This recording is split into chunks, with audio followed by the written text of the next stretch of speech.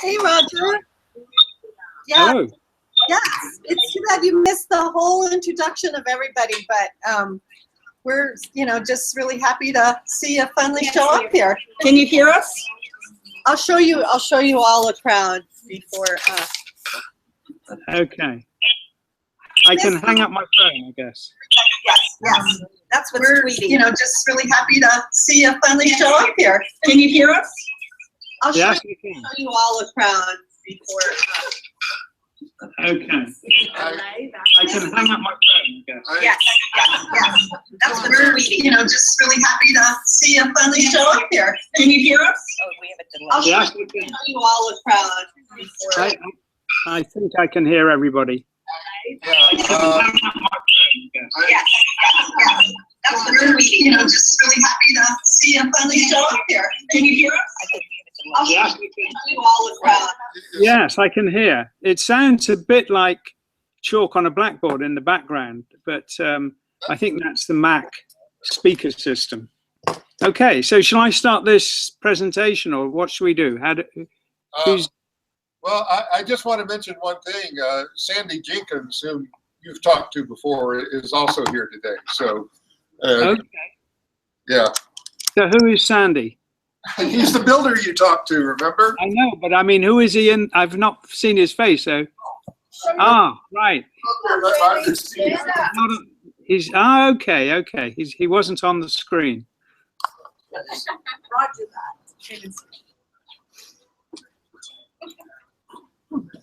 that. And I'm watching a ball game in the background, right? Exactly. Oh, don't worry, we're not watching that. But I am.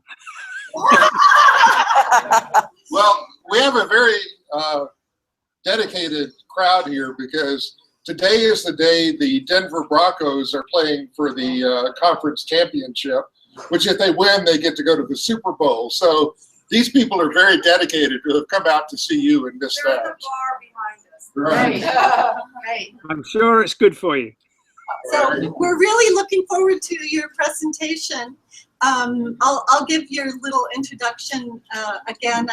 I was killing time here a little bit and told everybody a little bit about you. Roger lives in East Sussex, England, and he studied architecture and illustration in college, and his master's thesis was on the psychological aspects of architecture. And then for quite a bit of his career, he's been doing illustration, and now he's always had the long time interest in. I never really studied illustration. That isn't something I did. You just did it. You just knew how to do it. Well, I'm going to turn it over to you, Roger, and just feel free to ask for any questions or anything that you want. Do you want people to ask questions after you're done? I would say the best time to ask questions is if there is something I've said or an image I've shown that you want to ask the question about, ask it right then, because at the end we might all forget. Okay, sounds good. And I will anyway. I'm going to put us on mute, so you should have the screen locked on you, Roger. I don't know what that means, but I'll accept that it means something positive. Okay, so shall I start this thing or what? How do we, what? I can see you all looking, but I can't hear anybody.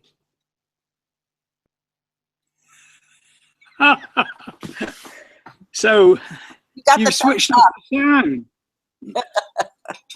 Is it muted? No, we're not muted Okay, now. you go ahead. Go ahead. We're all ready and waiting. We're ready for you. Absolutely. Okay. Excuse me a minute. Right. Can you see this? Not yet. No. Oh, no. Wait a minute. I know what I've got to do. I've got to share the screen.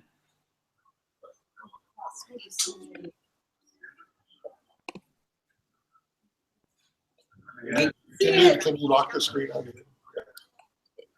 you? Is that okay? Yeah. Can you can see something that says furniture and architecture. Is that right? Yes. Okay. I'm gonna mute us now so you don't have, so you will be locked on. But tell them if you get a question, we'll unmute. But if I can't hear you, I can't hear any question, can I? We'll unmute ourselves. We'll unmute if we have a question. All right. Okay. Right.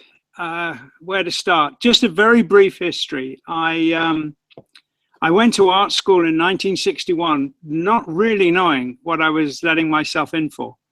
I had a vague idea that I would be doing industrial design, and I also thought I could simultaneously paint.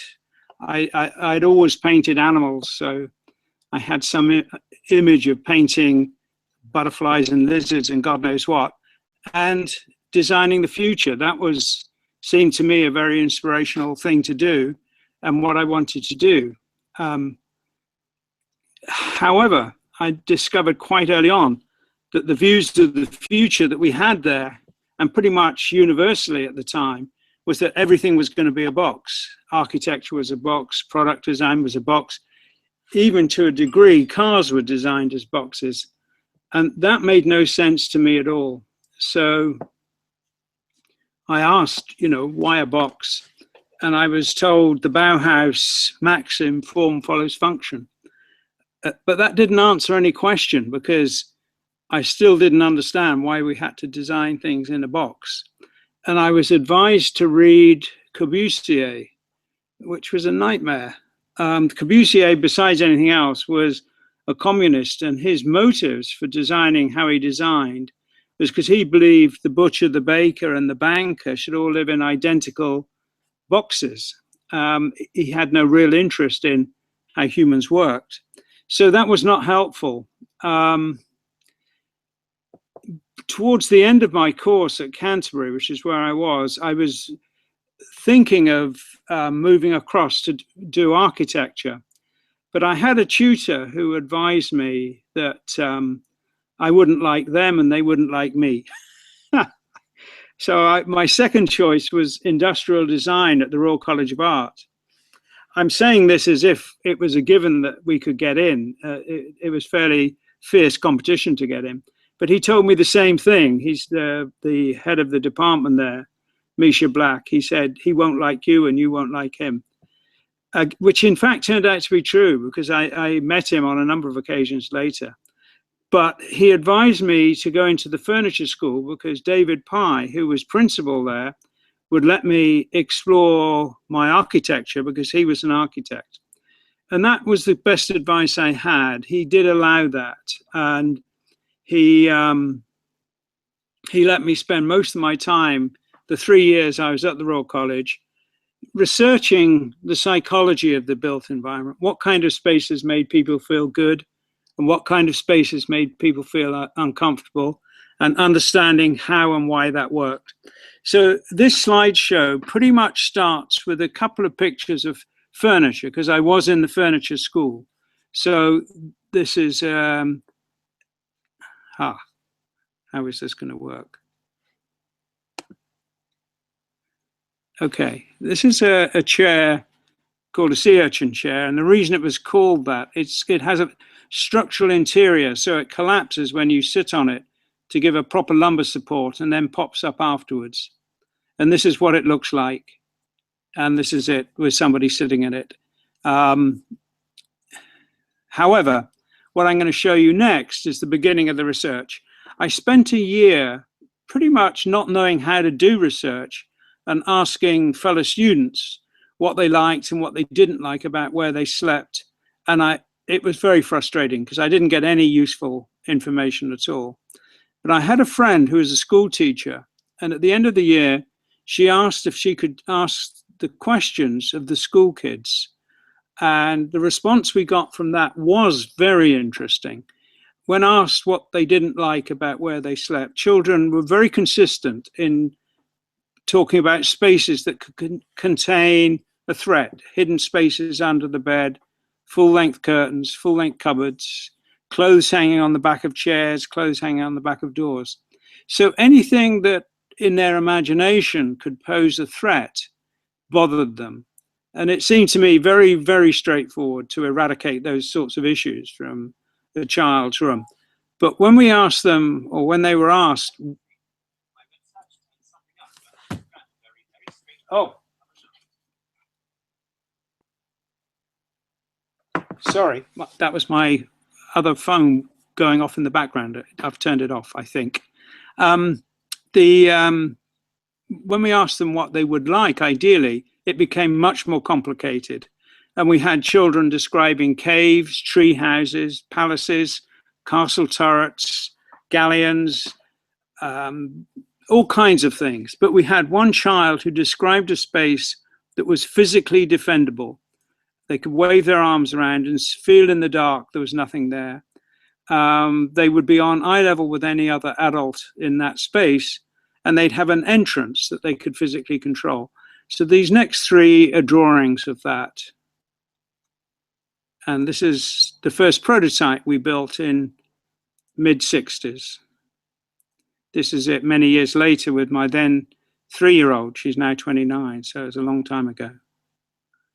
And it worked. This space was very attractive to children and to adults, but it was not really practical. But I extrapolated using the same ideas that brought this about to look at all aspects of domestic living, you know, not just bedrooms, but bathrooms, living rooms, dining rooms, everything, and looked at it all from the same perspective of what kind of features made it an attractive space and what made it a problematic space. This is a model that I carved in my final year, and this is, you know, where it does have windows and doors, but it's all cutaway, so you can see inside it.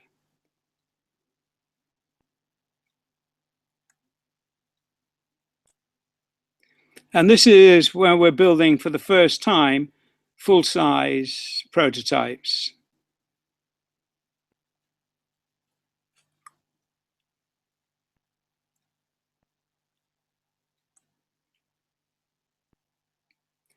Now, I'll give you an example of the sort of things we discovered. This bed area has a staircase rising clockwise, just a couple of steps, 3 steps up. And we found all fortress design in Japan and Europe had the sleeping accommodation essentially at the top of a clockwise rising staircase.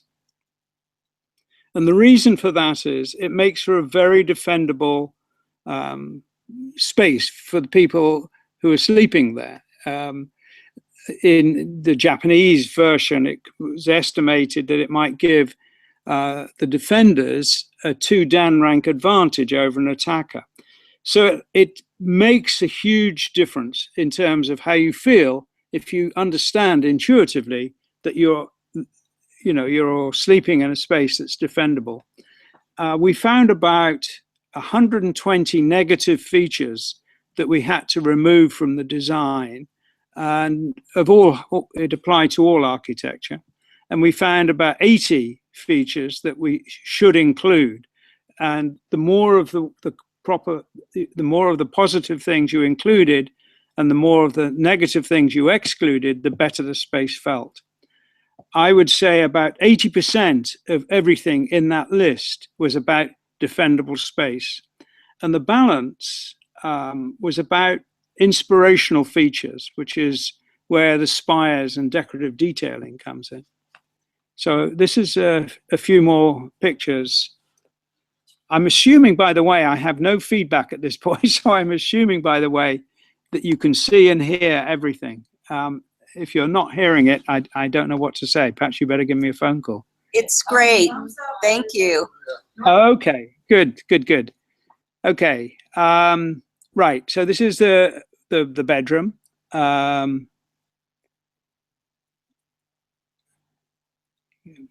Easier to,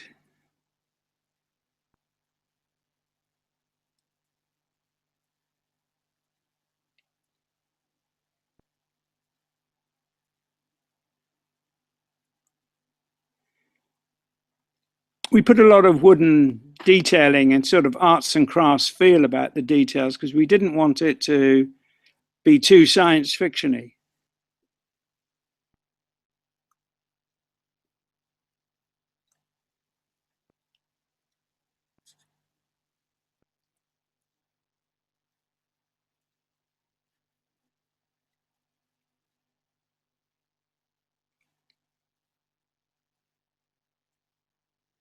Okay, this is a design for a hotel that never got built, but it was the design we proposed for a hotel at the back of the King's Cross area in Darling Harbour in Sydney, Australia. This is an interior of a spa, but it was also an album cover. The exterior is the last picture we have. This is the Darling Harbour housing. Can you go back to the one in Australia and kind of describe what we're seeing there? This one? Yeah. So you're seeing a 30-story hotel block with other features, conference rooms, all kind of restaurants and things.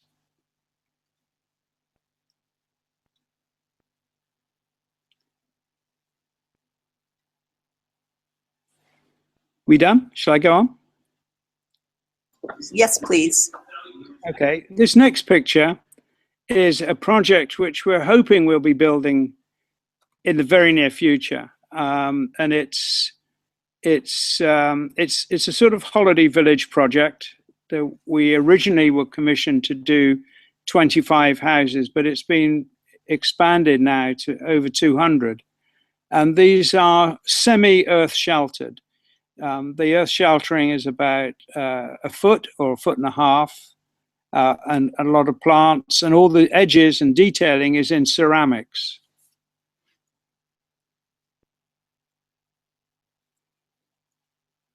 This is a detail of a project we did for Prague. Next two pictures are all the same project. On the, there are a couple of slides back, you showed us the black and white drawing of the one that is partially covered with earth. This one? Is this the one? Yeah, so, yeah, that's the one. And I see that you said that part of it was ceramic? Yes, all the edges around the windows and doors is ceramic detailing, yeah.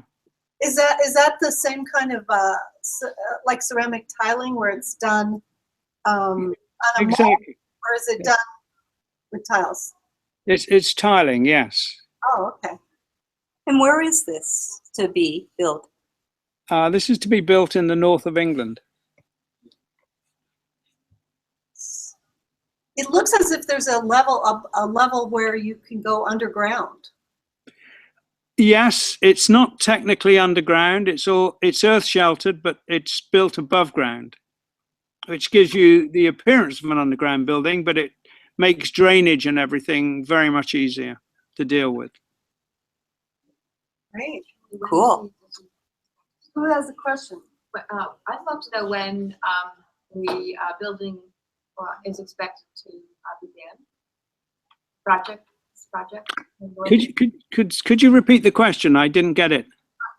When is the project to begin? Well, we were told we will be negotiating the contracts mid-January. So we're near the end of January. So I'm hoping that we'll have contracts by middle of February. So I don't know when we start because we're coming on site after other elements have been completed. So that's all stuff to be scheduled. But with any luck, we're talking about 2 years out before it's finished. Does the materials lend to working quickly? Yes, what we're doing is we have a plaster shell. We cast a plaster shell. We set up a small factory on site, and we cast plaster shells and assemble them on a platform. The platform is 6 inches thick and 12 inches where it's load bearing. So it's on a raft basically. And it takes a day or two to assemble the plaster casts. And then at that point, we do all the utilities, the wiring, the plumbing, etc. And when that's complete, it's sprayed with gunite. And the gunite has to be completed in 24 hours so that you don't have a join. So it's quite quick. We would be, when we were doing a hotel, which I'll show you in a minute, we would be completing the rooms as a factory operation, so that we would be craning in a complete room with lighting and wiring and plumbing all in place. Cool. So what is going to be the covering that in the one you're building? Because I notice here that there's plant matter covering. So. Yes, yes. It would be landscaped, so it's like a garden.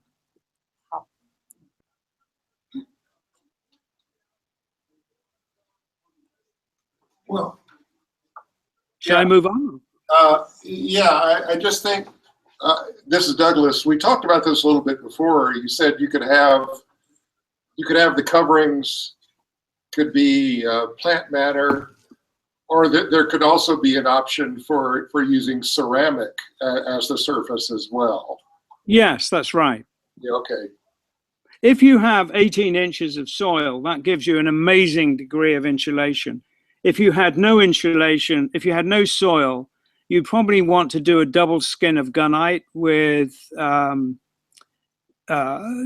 we've proposed pumice insulation, because pumice is inert. It's not chemically active like foam would be. Okay, thank you. Thank you. Okay, so I'll jump to the next slide, which is hotel. We've also talked about this before, and this is was for a town centre site in England, and as I said just now, each room in this would be scheduled delivery of, I don't know, 4 or 5 a day, and they would be craned in, so it would take about a month to fit every room. So why do you use spires?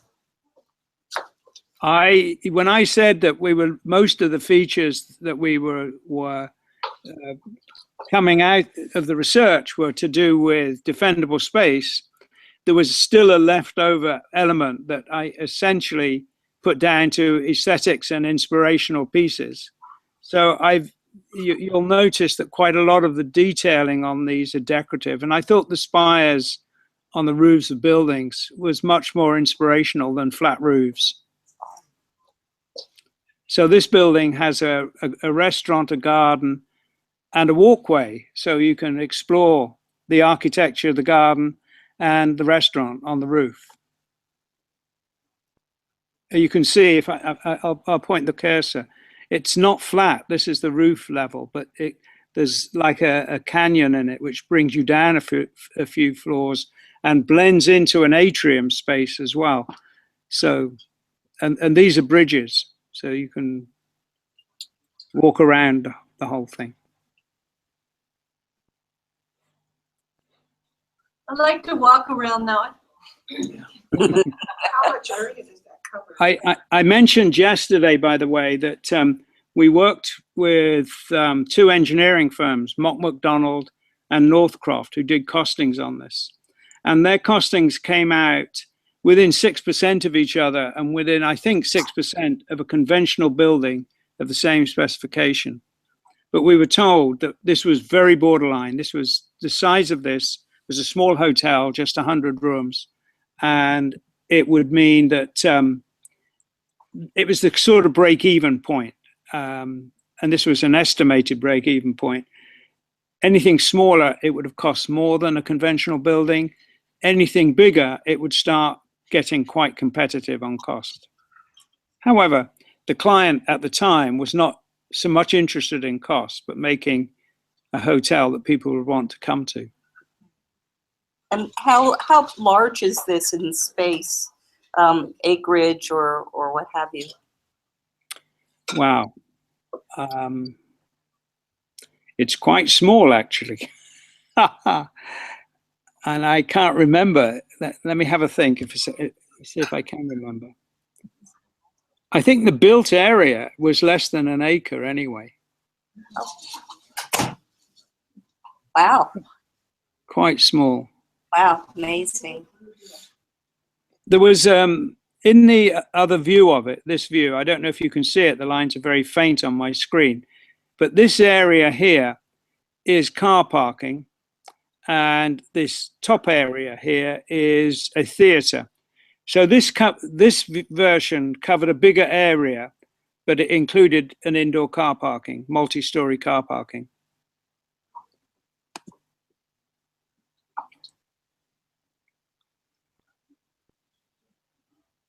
This is another Holiday Village project. And this was designed for a congregation who wanted a church, and they were near Joshua Tree in California. Wow. Beautiful. This is thank you.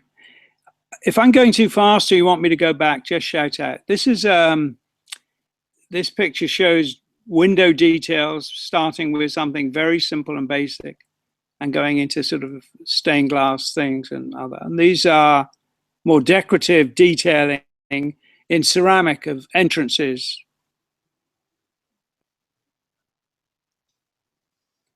The next few images are basically what the plans of this kind of architecture look like.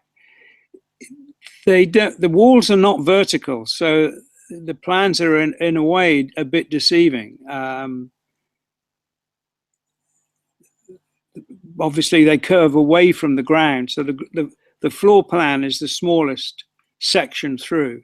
The rooms typically get bigger at a height of about 3'6". They're widest. So is that previous slide, is that a home, or what is that? No, this is just the guest bedroom. This is the ground floor of the home that it was a guest bedroom for. So that the previous slide would probably be this area on the extreme right. This is a sketch for 4 guest cottages. Uh-huh. Can you hear me? You'll have to probably come. Oh, okay. I'm wondering if then the whole spherical effect of non-vertical walls adds to the safety or that defensible quality.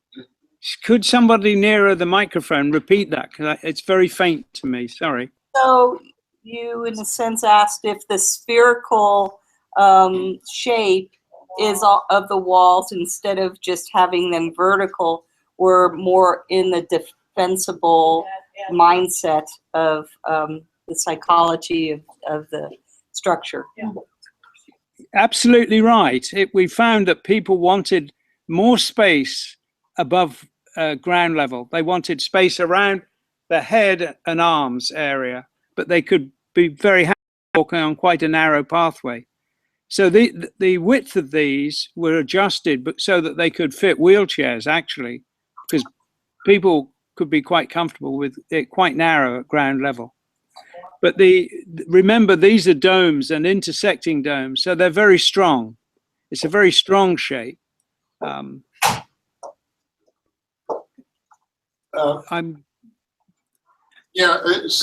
since you went back to I was wondering, actually, when you were showing this before, is there a particular reason you chose white as a color? I mean, or was it just, why not, use white? I'm wondering if, I'm wondering how color factors in to your designs. Okay. What I was doing was this was a prototype to show people. So, you know, things like the wood were wood colored, apart from the door on the right, which is painted white. That's the external door. But the internal doors were all left wood and wax. They weren't varnished in any way. It's just a wax surface on natural wood. And we have some detailing, like the corner post here.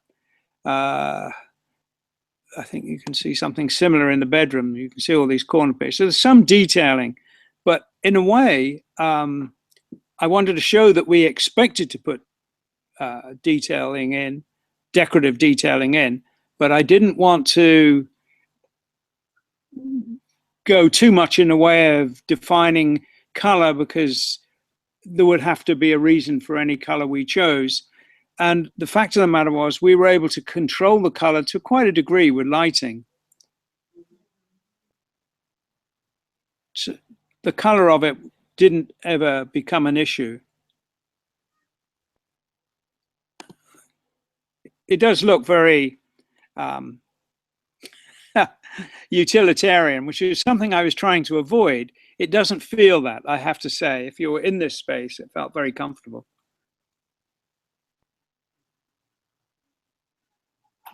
Thank you. Okay. Yeah, thank you. Okay, so where we were just looking at, this was a slide of 4 holiday cottages. This is plans of a resort that we were designed for a client a long time ago. A couple of walkways. This was designed for a park in Malaysia. So this is a ceramic roof. And the idea was that it would be very colorful up close, but from a distance, the patterns, which were taken from a snake, as a matter of fact, would blend in. So it'd be camouflage from a distance, but very colorful up close. And this is the last slide I was going to show you. This was a spa, visitor center, shops, and 48 holiday cottages going up the hill. This is a project that may or may not have, it was cancelled in 2008, but the landowner has got back in touch with me, and I don't know if he'll go ahead with it or not, but it's a possibility. So these were glassed over areas. This is like conservatories. There's restaurants, spa. I've been over that. I think there was a picture back here, which this picture would be the interior of part of it. Wow. Done at different times, but that's basically what that is. It's relatively small. We're looking at something in that main building would probably be under 10,000 square feet. So it's not big.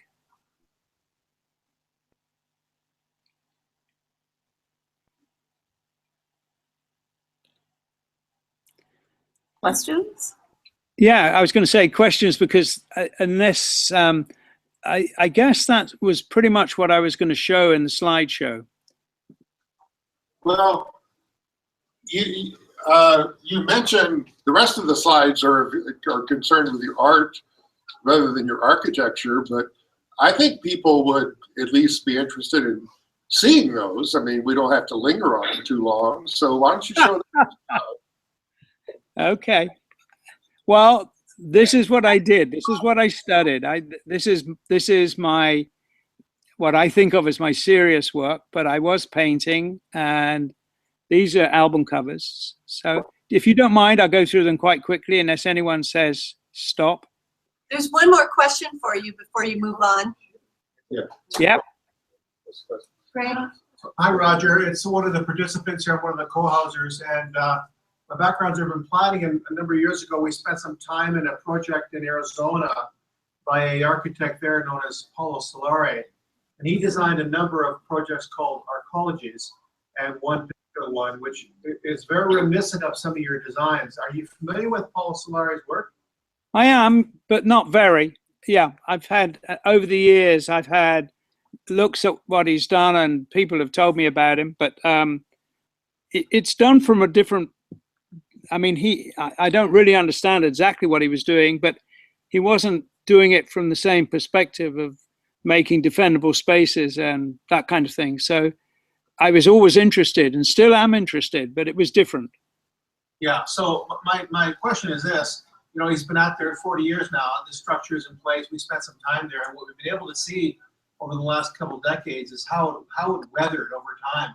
Do you have any sense of how your structures will weather, you know, in case like the roof needs to get replaced, or how the snow loads, you know, we get 25 below zero weather here, how the snow loads affect this kind of structure? Well, I have been asked about that, and I refer people to the Hagia Sophia in Istanbul. It was built in the year 503, and it's intersecting domes, and it's built out of bricks. And it's on one of the world's major fault lines. So it's shaken by tremors several times a day, several times a year, significant earthquakes, and you know, every 100 years major earthquakes, and it's still standing, and it's a brick structure. And although it's Istanbul, they do have snow. They have a lot of snow there. It's interesting, when the Russians took up the Greek Orthodox Church and mimicked the domes, they mimicked them in timber. They did collapse, so they had to make more rounded domes rather than the flattish ones that a lot of the Greek churches had.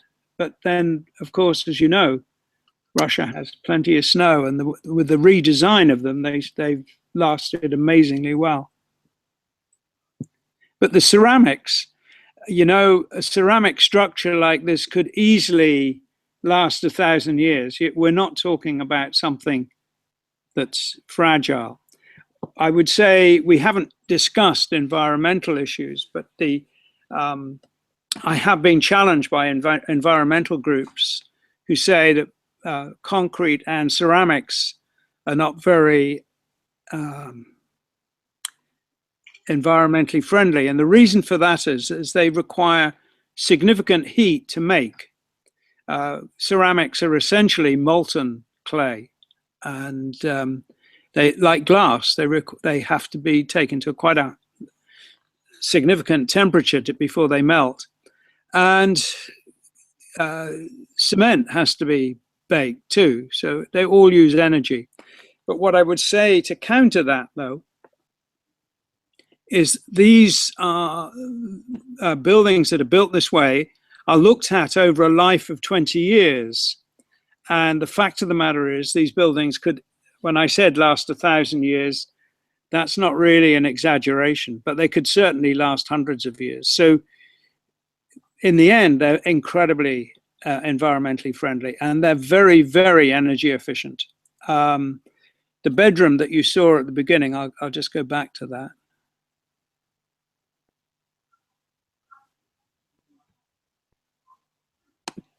That bed space, we were able, when it was freezing outside, literally freezing outside, we were able to keep that at 60 degrees with 200 watts of lighting. With the lights alone kept that room at 60 degrees.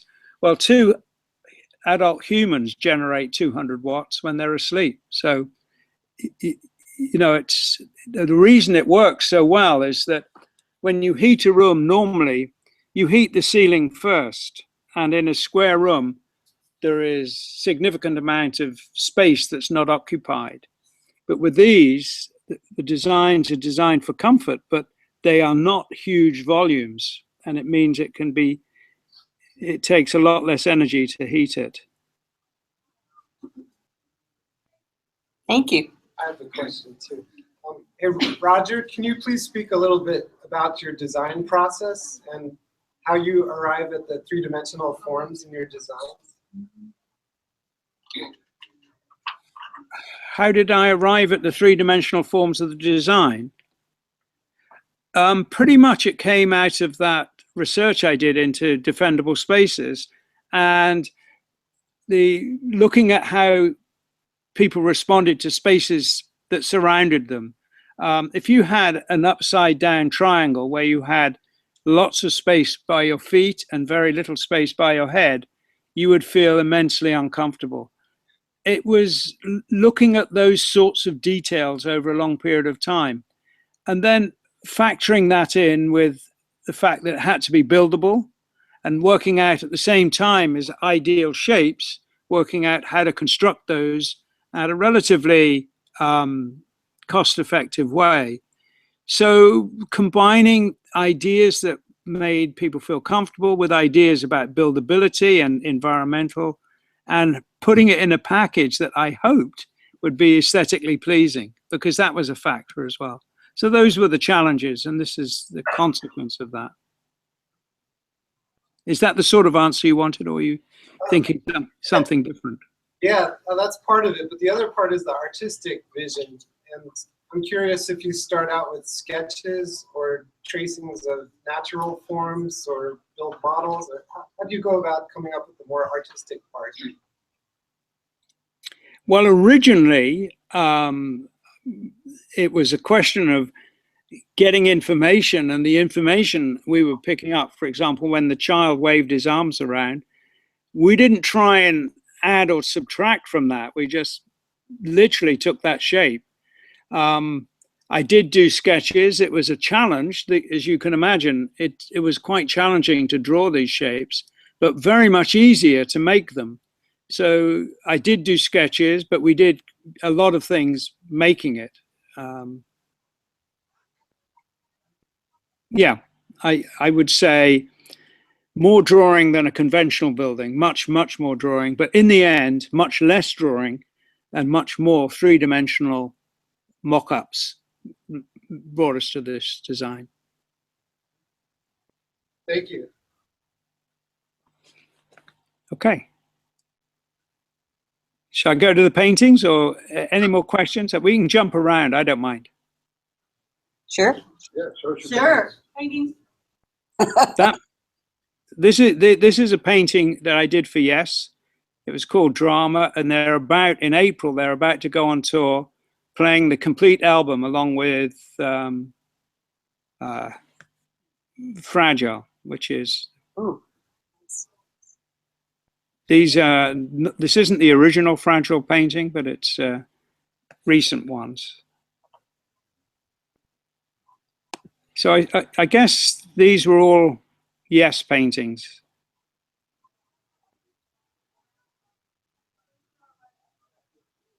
So some of those buildings, some of those fantasy drawings that you're showing can actually be built, you say? Not that one. Everything here can be built. Yeah, absolutely everything can be built, including this, you know. It's all designed to be built.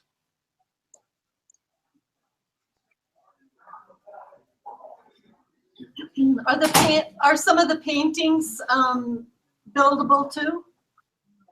Some, yes. I mean, some of the designs I did ended up as album covers, so they could earn their keep if they weren't being built.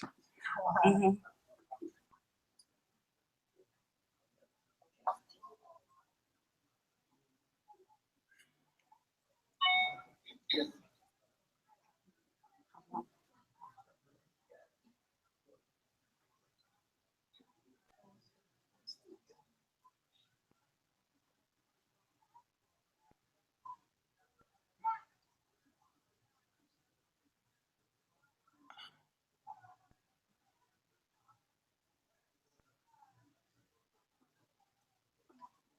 Wow. Sorry, did you say something?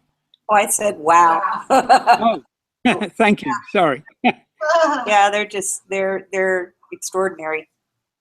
This painting was done for a Puccini opera. His first full-length opera, pretty much no one's heard of it. It's called Edgar, set in the 14th century. I don't know how well you know Puccini, but I love the music, but his stories are rubbish. This was a rubbish story. I shouldn't say that. Most of my paintings, you can tell, are landscape. Not all, but most of them. So the one, two or three steps back, I want to make a comment on that one. Which one? 2 or 3 steps back. What was it? It was, go back 2 steps, yeah. I can see it. It's, Is it this one? Got his no, cursor on it's 2 more, 3 more up. Go 1 more, One word. 1 more. Okay, that one. Now, would that be possible to actually build that? Well, which one? The one down from there. 91. Oh, that one? Yeah. As a sculpture, yes, why not? But I guess it would take a lot of molds. You what? I guess it would take a lot of different molds. Well, if you made it that way, I imagine, yeah, I probably wouldn't make that from molds. I would make it in a very conventional way of steel frame and, yeah, steel frame, some kind of Hessian and spray concrete, and then, you know, work on the surfaces. I have a question. Yeah. Can I ask a question? Sure. Go for it. I'm just going to jump around like you said. So just theoretically, or how has some of your work that you've actually built for people contributed to your vision of what you wanted to see in terms of how it contributed to their lives in the sense of community? Like, are there some examples of projects that you've seen or built that you're very happy with? And can you tell us why or how it's contributed to their lives? Well, this is the question that I should be able to have answers to you for, but I have none because we've never built anything for anybody. We've only built prototype pieces. So I haven't even built a dog kennel that dogs lived in, let alone for humans. Well then, how about examples of things you've seen other people do and what you admire about them that you would like to do, or things that you think are important and you'd like to see more of in the world? Okay, well, I guess I feel that a lot of modern architecture, but certainly not all, but a lot of modern architecture is amazingly oppressive and I think destructive. And yet there is architecture out there that I find sublime and amazing, and some modern architecture I feel the same about. When we first did this, we're talking way back in the 70s now, there was a program on English television called Tomorrow's World. And they wanted to do a program about my architecture. Ultimately, they did, but not at this time. And I went through all the logic behind what we were doing, all the research and everything. And they said, well, we can't take your word for it. We need a third-party review of your research. And they did. They took it to a lady at Sussex University and asked her if she'd review the work. And she came back and she said, basically, this is all very simple stuff. What's so special about it? And I said, well, what's special about it is that it's not used. Architects don't have, as part of their curriculum, any reference to how people respond to the spaces. And she found that astonishing. And she thought it was all ordinary and everyday stuff, but apparently it was a surprise to her that it wasn't. I think by chance, a lot of architects or a lot of buildings are built in a way that does make us feel they're absolutely wonderful and a joy to be in. I spent some time in Barcelona looking at Gaudi's work. Again, he didn't do it because he was thinking about defendable space. He did it for the joy of the materials, and he made curvy buildings, covered them in ceramics, and I thought they were gorgeous, but different motivation, but still beautiful buildings. How about the idea of co-housing? Have you heard of that or been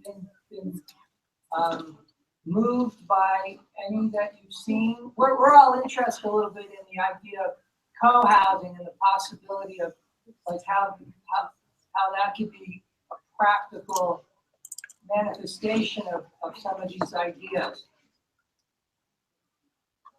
I didn't hear that clearly enough. Sorry. The gentleman asked about co-housing Yes. and how that could be a practical manifestation of, I mean, your vision. Is that pretty much? And how maybe you would go about it. Of course, we've been. Is that interesting to you? Does that interest you? Does that? That is something we looked into a lot, communities as opposed to just individual houses. And a lot of the research there was surprising. A lot of people anticipated, for example, I'm just giving you one example, that they would feel more secure if they had a high wall around their house. But it turned out that if a group of, say, 4 or 5 or 6 houses all overlooked each other's main entrance, that gave a better sense of security and in fact was more secure, because if you had an intruder and they could be seen by neighbors, then there was a much better sense that you were defendable than if you had a high wall that once they'd passed the high wall, their activities were hidden. So there were some interesting and surprising things about designing for a community and doing the research into what makes defendable communities as opposed to just individual houses. And another thing we spent a lot of time researching, strangely enough, was pathways and how pathways should be choreographed to make them interesting and entertaining. So it was houses, communities, pathways. We looked at a lot of different things. Very good. So Thank you. let's take a few more questions, and then we'll wrap up. Okay. Who has okay, we have another question, Jane. Hi Roger, my name's Jane. I was just curious as far as how you live now. Are you in co-housing or a traditional house? How are you living your dream? Well, I bought a barn. It's the barn is about the same age as your country. I think it's roughly 1780. And it was intended to be a place of work. But unfortunately, when I bought it, at about the time I bought it, my wife and I separated. So I moved in with my daughter because we then had to buy this was our third property. And I found it financially, it was more than I wanted to do at the time. So I asked my daughter if we could move into the barn, and she was very happy to do that. But she did say, "Dad, this is psycho. It's too big for just 2 of us." But as I say, it was meant to be a workplace, but I still live here. And it's got, on 3 floors, it's about 7,000 square feet. And it's, as I say, it's about 240 years old. Interesting. But nothing like my architecture. We are actively looking for a site to build that. Nice. Well, you could come here and help us. Yes, we're looking for somebody to help us too. You got to remember, it's not trivial moving to live in the States these days. No, it isn't. Oh. Yeah, could you talk a little bit about how you could see your ideas as applied to our specific project, perhaps? How you would see that proceeding, and give us a little bit of the your vision for how you, I mean, I know you haven't done design yet or anything, but just what kind of ideas you would have for us, perhaps? Well, what is very interesting about, and I don't know even if you've made a list of how this should work, but it seems to me that you want a number of homes of different specifications. But in addition to the homes, you want exhibition space, gallery space, performance space. I don't know if I'm overstating that case, but that's having public spaces as well as homes made it very interesting to me, because I think, you know, people might like to come and see what you're making, what you're doing, as well as the buildings. That would be interesting. So I envisaged at the very least you would have a gallery and a coffee shop. But I don't know if that's true. I mean, you're talking about artists co-housing, but you might all be writers and want total privacy. So Right. Yeah. you're going to have to brief me on that in much more detail. We're just growing into what we will become. We're assembling artists together that are interested in figuring it all out. Right. Good. Well, I think if you want to have a gallery and you want to have people come and visit, I think that's something we could design, something that would be a showcase for whatever of you, whichever members of your group that have work they want to show to the public, whether it's dance or art or whatever. Well, great. Is there one last question, or are we? Burning questions? Is he open to further dialogue? Maybe a blog of our ideas or something? Do we have any plans at this point that would move to another next step for that project with Roger? Well, the next step, the question is about the next step, Roger, and I think that there's a lot of, once we find property or there's something else that has to happen first before we know what the next step is. And it has to do with all the things that come together either simultaneously or in random order, which I was talking to about before, which is choosing a property. How big is it? What is it zoned for? How many artists do we have in our group at that point? Do we have enough? And what are their interests? And do we have a developer that's willing to make us connections with banks and put funding into the project? So, and sometimes the developer, as I was saying before, comes with an architect. So then you have to say, oh, we'll have to weigh this. What are our other options? Is it waiting? Is it going? So basically we're trying to put getting lots of cards on the table to see how we can play. And Roger has been wonderful, standing by for 2 years, talking to us about different possibilities. So I think it's really more of a continuing on of the same relationship. Greg? So Roger, this is Greg again from the Closet Group. So we've actually optioned one piece of land, which we didn't get because it's very competitive for land right now. But Emily's quite right that when the land shows up, we want to be able to design into the land, because that's very important for us to be local specific. If you look at co-housing in the UK, there's a number of projects you can see how this works. It typically keeps cars to the outside and common walkways to the inside with a common house, and often a common garden and places like that. So what strikes us, or at least strikes me as really intriguing about your work, is that you integrate work and play together in a really cohesive way. And what happens with a lot of co-housing is it doesn't do that well. So it strikes me that you might like to work on this. Are you comfortable working as a consultant with designers and other architects? Is that something you've done before? Well, you're talking to me on my own today, but I do have a partner who is an architect who's built, well, he's been in practice for 30 years, and he's built a lot of buildings. So he's got a lot of experience building buildings that get built. But yes, I imagine that if I was working with a group that included artists and architects, that they would want some input and some, you know, they would want to see. Yeah, sure. If you're asking me if I'd be happy to collaborate, yes, that's what makes these things work. Great, thank you. Yeah. And could we see your face again? I would love that. I see. I see. Are you there? Yes. Yeah, we're here. Yeah, I'll just mention also that. Am I there? You are Yeah, there. we see you. Yeah. Okay, the game's finished, I see.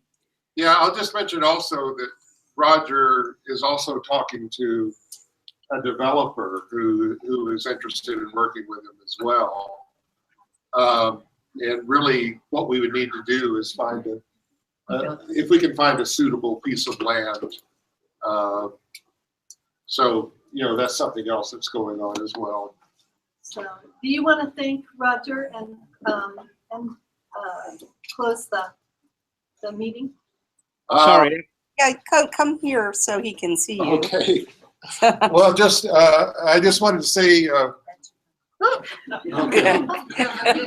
Well, I think we have to go because we've already kind of overstayed our time. We had this room reserved for, so I think we have to wind it up now. But we just want to thank you so very much. I know you just want to see the game, don't you? Well, that too. All right. Thanks a lot. Thank you. All right. Thank you very much for coming. Thank you.